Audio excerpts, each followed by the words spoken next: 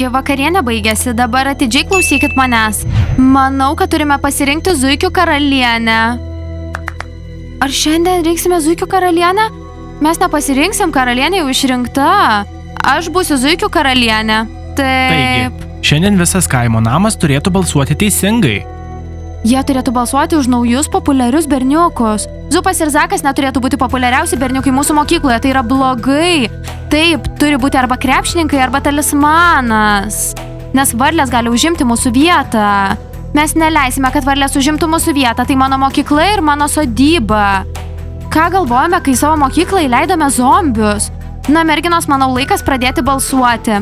Balsuoti pradėsime jau dabar, nes šiandien esu siaubingai blogos nuotaikos.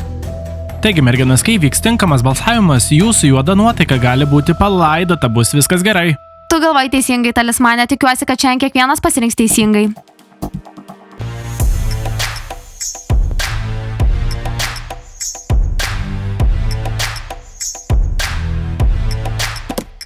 Na ką, draugai, šiandien bus balsavimas. Priimkite teisingą pasirinkimą.